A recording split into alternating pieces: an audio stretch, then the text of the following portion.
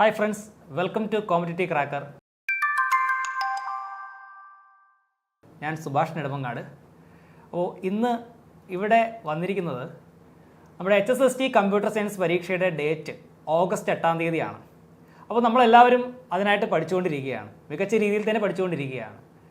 25,000-ന് മുകളിൽ ആപ്ലിക്കൻസും ഉണ്ട്.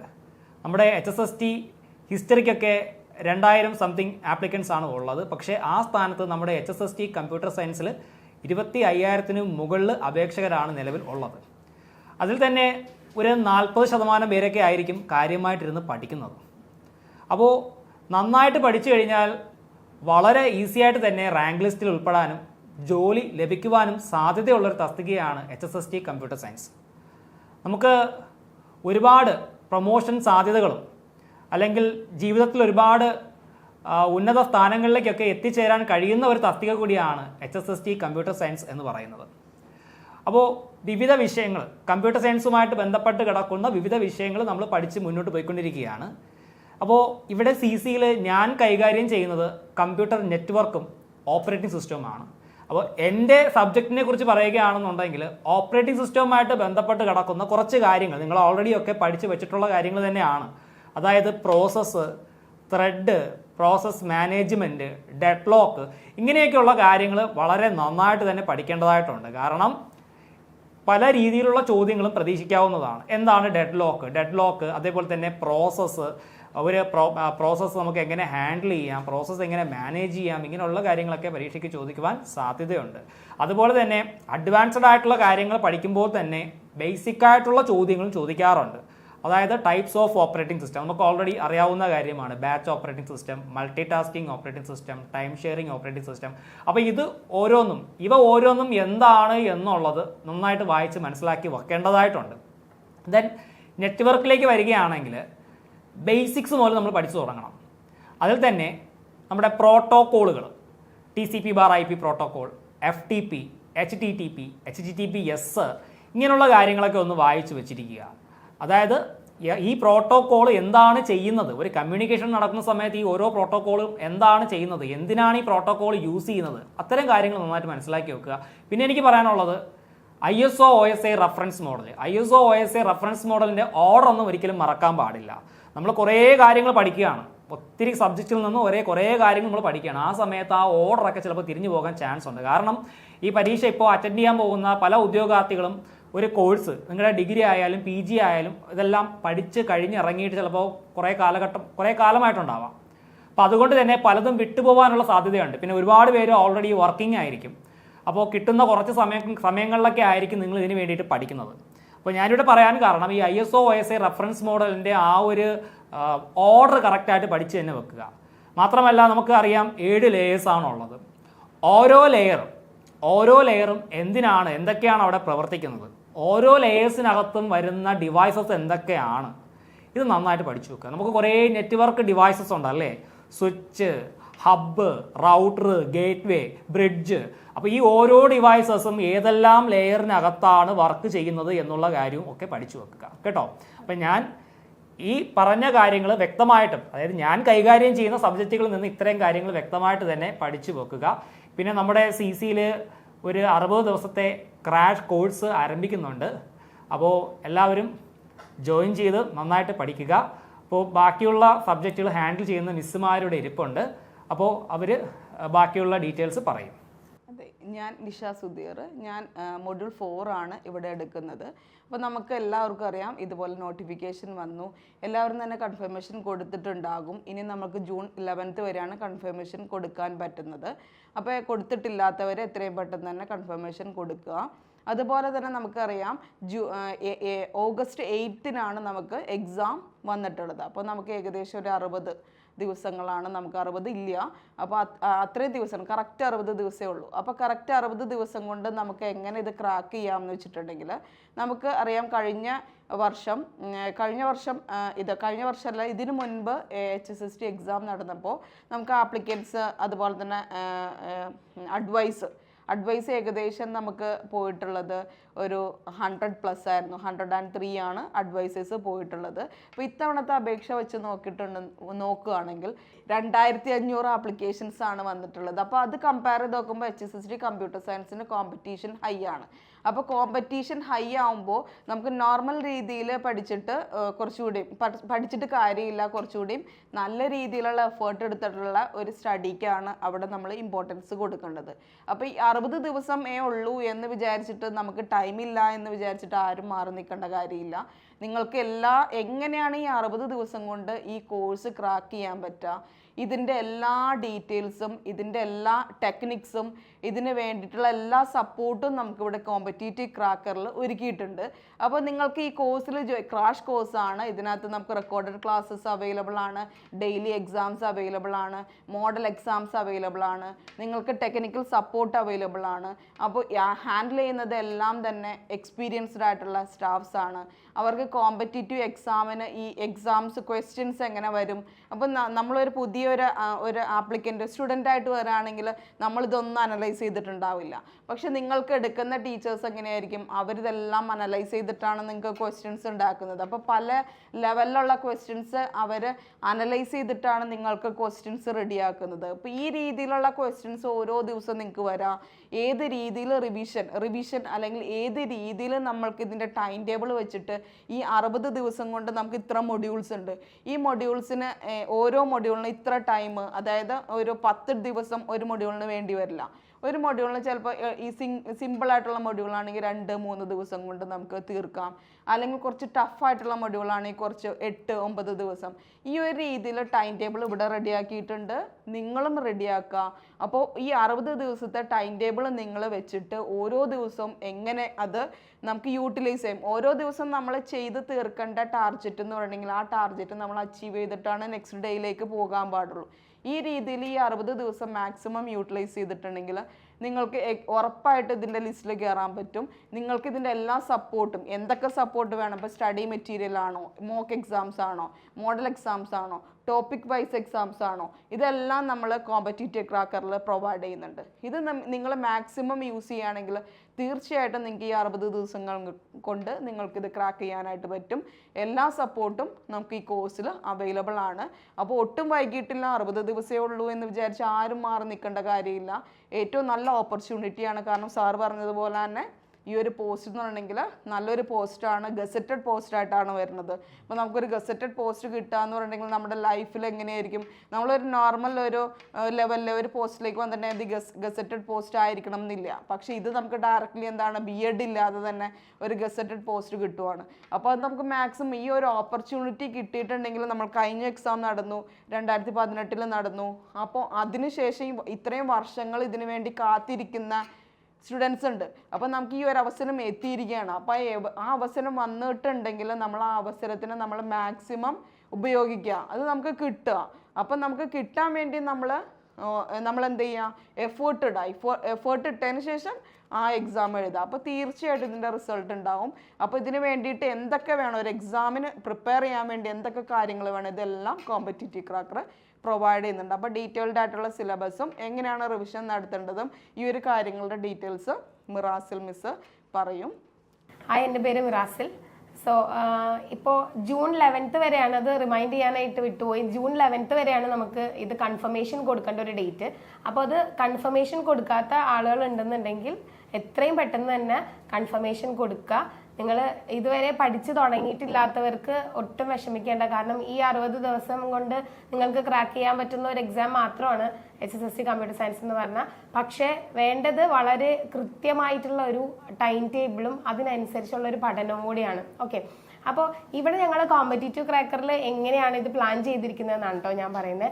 അപ്പോൾ ഇവിടെ നമ്മൾ ഓരോ 9, 10, 8 അങ്ങനെ ഓരോ ഡേയ്സിൻ്റെ കണക്കിലാണ്. അതായത് ഇപ്പോൾ ഫസ്റ്റ് 9 days 2 സബ്ജക്ട്സ്, അങ്ങനെ ഓരോ മൊഡ്യൂൾ വൈസ് കൃത്യമായിട്ടുള്ള പ്ലാനിങ് ആണ് നമ്മൾ ചെയ്തിരിക്കുന്നത്. അപ്പോൾ ഇത്തവണത്തെ HSSTക്ക് ഒരു പ്രത്യേകതയുണ്ട്. കാരണം ലാസ്റ്റ് HSSTനേക്കാളും ഇത്തവണത്തെ HSSTയിൽ മാത്സിന് വളരെയധികം ഇമ്പോർട്ടൻസ് ഉണ്ട്. ലാസ്റ്റ് ടൈമിൽ നമുക്ക് GK ഉണ്ടായിരുന്നു. ഇത്തവണത്തെ HSSTയിൽ കംപ്ലീറ്റ്ലി കമ്പ്യൂട്ടർ റിലേറ്റഡ് സബ്ജക്ട്സ് മാത്രമേ ഉള്ളൂ. സോ അതാണ് നമ്മുടെ അഡ്വാൻറ്റേജും.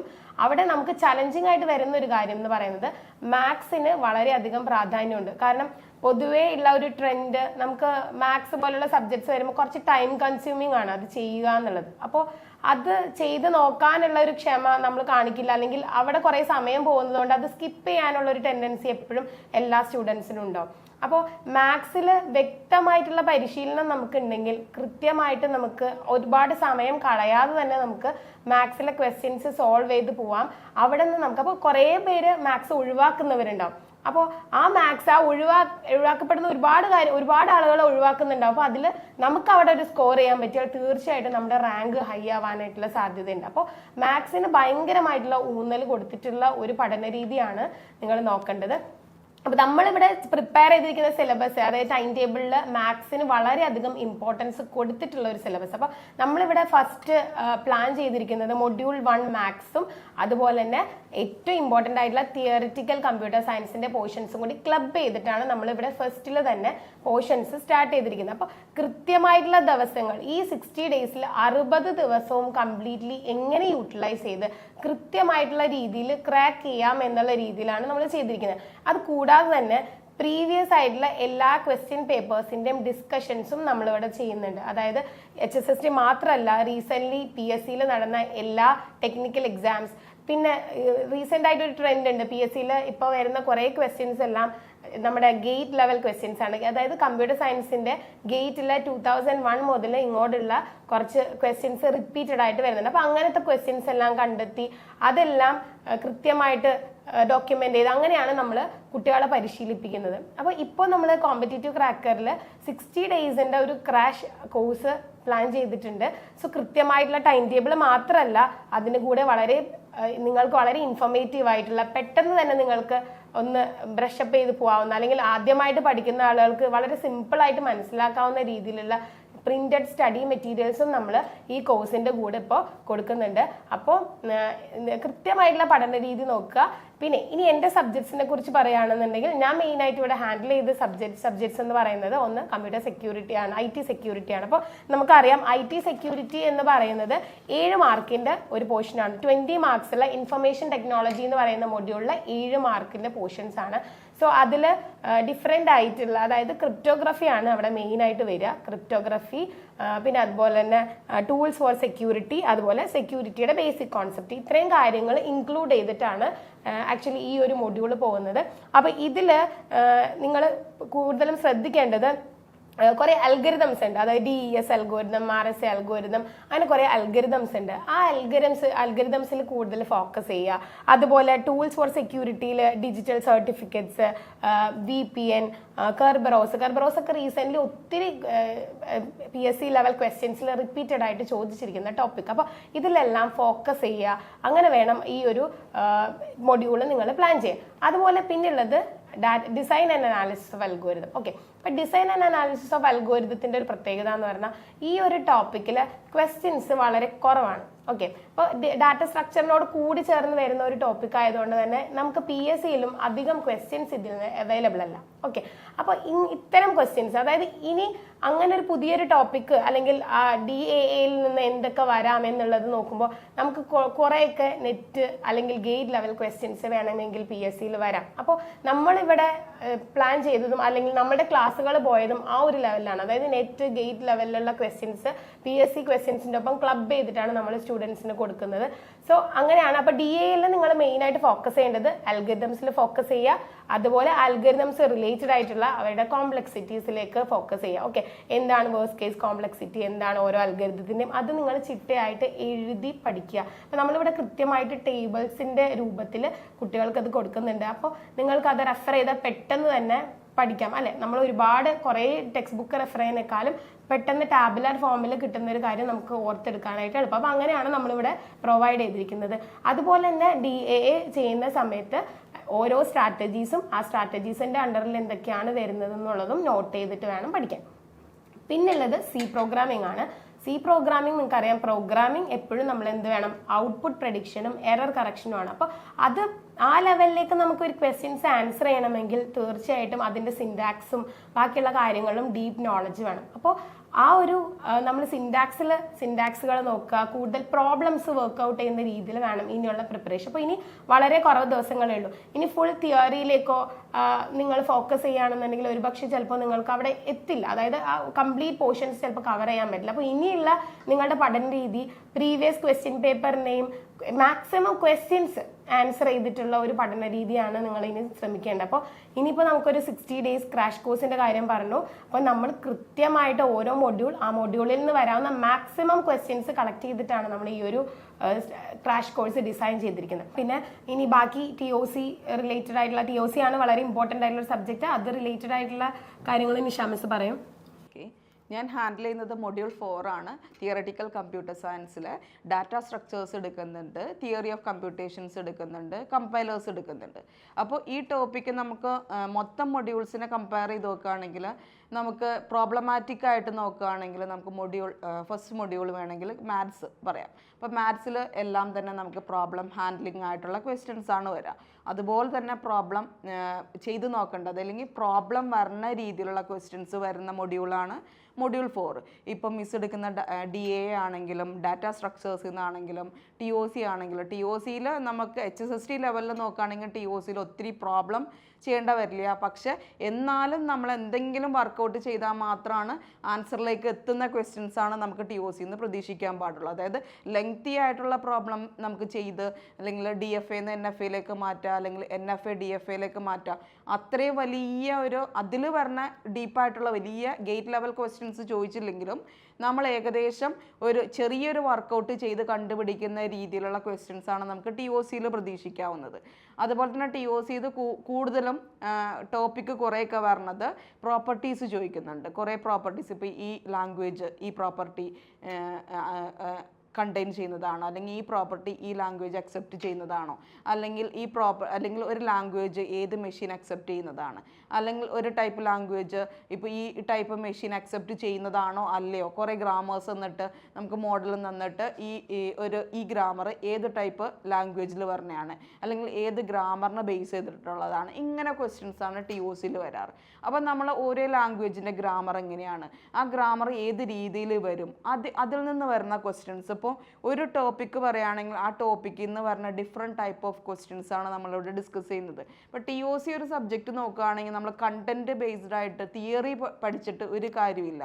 കാരണം ഞാനിപ്പോൾ ഹാൻഡിൽ ചെയ്യുന്നത്, ഇപ്പം ഞാനിപ്പോൾ എടുക്കുകയാണെങ്കിൽ തന്നെ ഞാൻ എന്താ ചെയ്യുന്നത്, ഞാൻ ഇതിനു മുമ്പത്തെ ക്വസ്റ്റ്യൻസ് ഏത് രീതിയിലാണ് വന്നിട്ടുള്ളത്, ഏത് ലെവലിലൊക്കെയാണ് ഈ ക്വസ്റ്റ്യൻ വന്നിട്ടുള്ളത്, ഏതൊക്കെ ക്വസ്റ്റ്യൻ പേപ്പേഴ്സിൽ നിന്ന് ഏതൊക്കെ പോർഷൻസിൽ നിന്ന് ക്വസ്റ്റ്യൻ വന്നിട്ടുണ്ട്, ഇത് നമ്മൾ റെഫർ ചെയ്തിട്ടാണ് നമ്മൾ ക്ലാസ് എടുക്കുന്നത്. അപ്പോൾ പല ഏരിയാസ് നമ്മൾ എക്സ്പ്ലോർ ചെയ്തിട്ടാണ് നമ്മൾ ക്ലാസ്സസ് ഇതുപോലെ ടോപ്പിക്സ് ഉണ്ടാക്കുന്നത്, ക്വസ്റ്റ്യൻസ് ഉണ്ടാക്കുന്നത്, മോഡൽ ക്വസ്റ്റ്യൻസ് ഉണ്ടാക്കുന്നത്, അതുപോലെ തന്നെ ലൈവ് ക്ലാസ്സസ് അറേഞ്ച് ചെയ്യുന്നത്. ഇതെല്ലാം നമ്മൾ കുറേ എക്സ്പ്ലോർ ചെയ്തിട്ടാണ് ചെയ്യുന്നത്.